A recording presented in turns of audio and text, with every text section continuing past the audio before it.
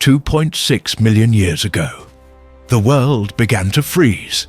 East Africa, the Rift Valley where the Earth splits and climate changes violently. The Ice Age is beginning. Temperatures that were once mild now plummet during the night. Morning frost covers the savanna. To the north, in the mountains, snow falls for the first time in thousands of generations. The landscape transforms.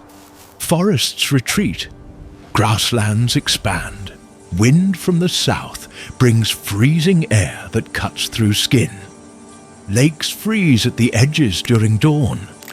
Twisted acacias struggle to survive the growing cold. In the distance, Mount Kilimanjaro accumulates snow on its peak, something that had never happened before. Giant leopards hunt in ravines. Hyenas the size of bears stalk vulnerable groups. One night exposed to the cold.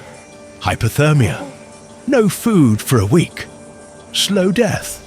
Infected wound. Fever that kills in days. Subscribe now, because this story is brutal.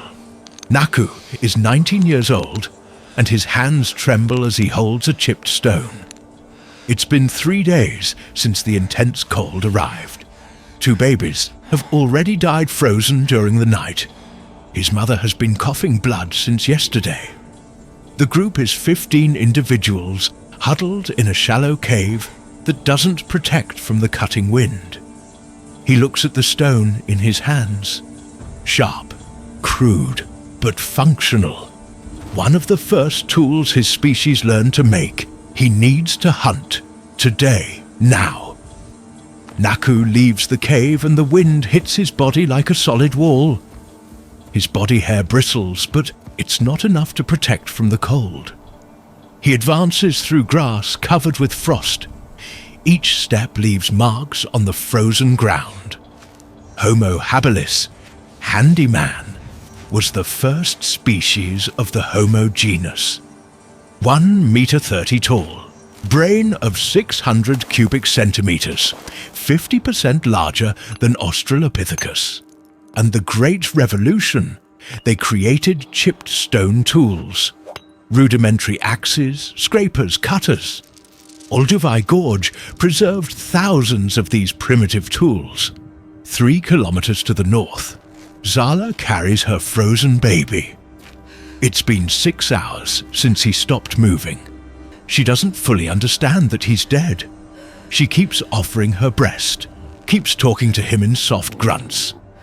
Her group was attacked by a band of Dinotherium, ancestral elephants 4 meters tall with downward curving tusks. During the panic, she got separated. Now she's alone in a landscape that becomes more hostile with each passing moon. Zala sees smoke in the distance. No, it's not smoke, it's vapor, breath of something large in the frozen air. She crouches behind rocks and watches. The Ice Age didn't begin suddenly. It was a gradual cooling over thousands of years. But 6 million years ago, the Pleistocene brought the first major glaciation. Glaciers formed in Antarctica and the Arctic. Sea level dropped 130 meters. Africa, even near the equator, experienced intense nighttime cold, frequent frosts and even snow in the highlands. Naku crawls through the frozen grass toward a small antelope. His hands grip the chipped stone.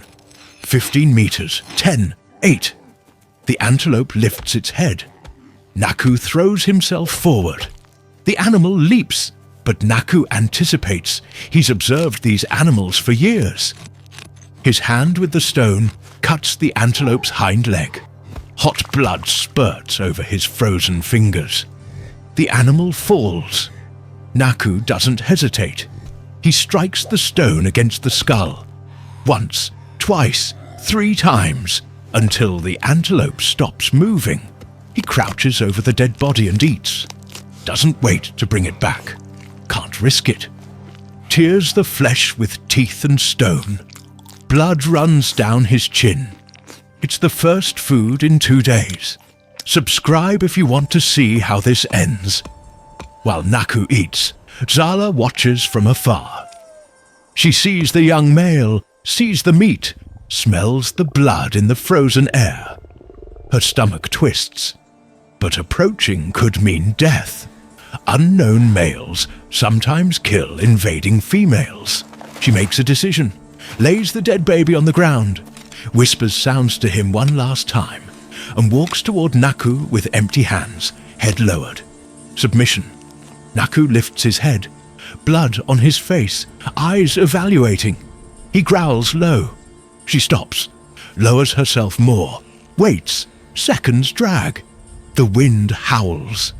And then Naku gestures to the carcass. Sharing. Homo habilis had more complex social structures than their ancestors. They shared food, especially meat, with group members. This created bonds, alliances, and increased collective survival chances. Empathy, even primitive, was already present. Zala eats as if she'd never eaten before. Tears flow, not from complex emotion, but from pure physical relief. Proteins, fat, warmth, Naku observes. She's too thin, wounds on her legs, but strong. Survivor. When they finish, he gestures for her to follow. She obeys.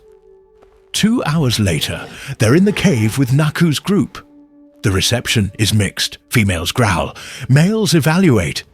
But Naku is a successful hunter. His word carries weight. Zala is provisionally accepted. That night, while everyone huddles for warmth, Zala sleeps for the first time in days, without absolute terror. Bodies around, shared warmth, relative safety. Subscribe for more stories like this every week. 3 weeks pass. The cold intensifies. Now, frost covers everything every morning. An old man from the group dies during the night, simply doesn't wake up. His frozen body is left outside the cave. Naku and Zala develop a bond. It's not love as we know it.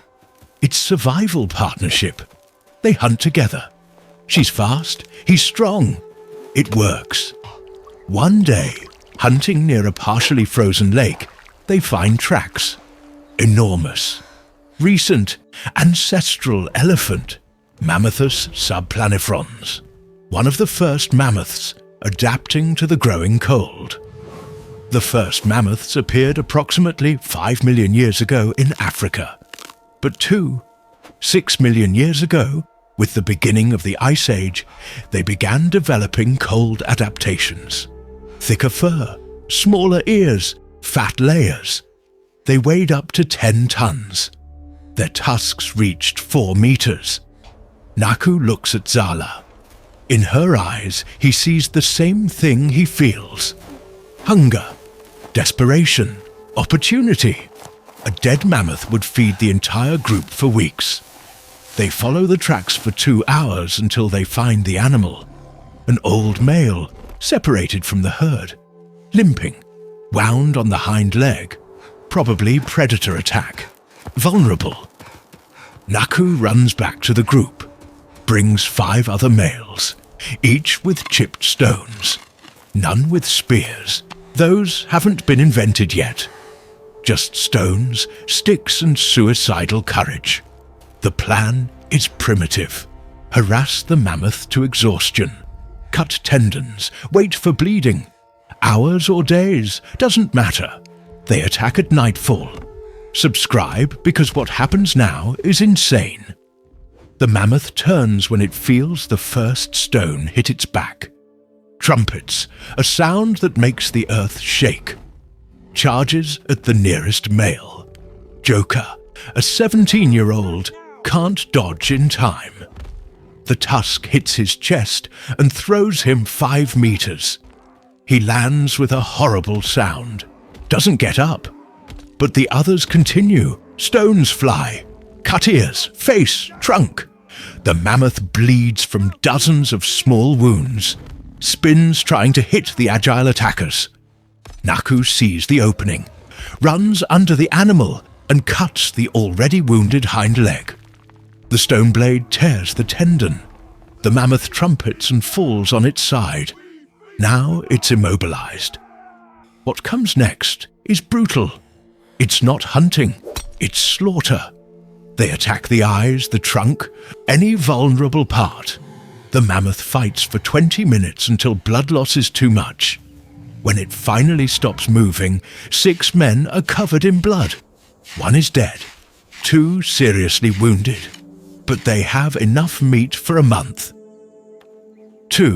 6 million years ago, Homo habilis already hunted megafauna in coordinated groups. Fossil evidence shows stone tool marks on ancestral elephant bones. They weren't efficient hunters like Homo sapiens would be, but they compensated with brutal persistence and basic coordination. The entire group comes to the carcass.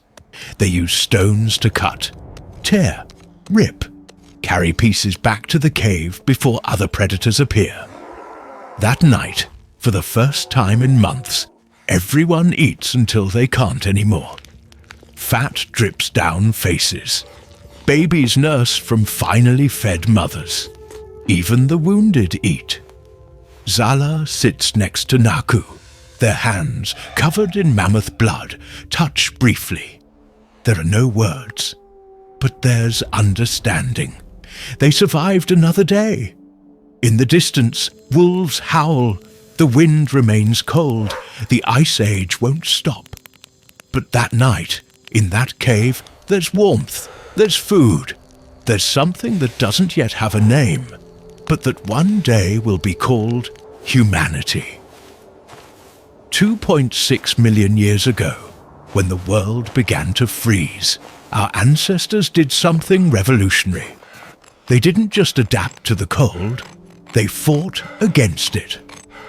With tools, cooperation, and brutal persistence, Homo habilis survived the first glaciation. Their brains grew, their abilities evolved, and thus began the journey that would lead eventually to the modern humans who dominate the planet today. 6 months later, Zala has a baby, a girl. Small, but strong. She's born on a frozen morning while snow falls outside, the first snowfall the group has seen this far south. Naku brings food, dried meat they saved. Zala eats and nurses. The baby cries loud, a good sign.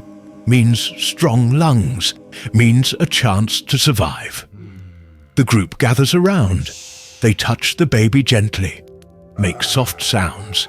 Collective protection, primitive but real love.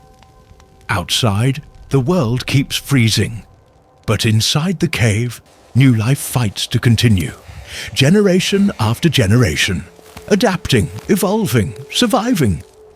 Until millions of years later, their descendants would look back and understand. The Ice Age wasn't the end, it was just the beginning.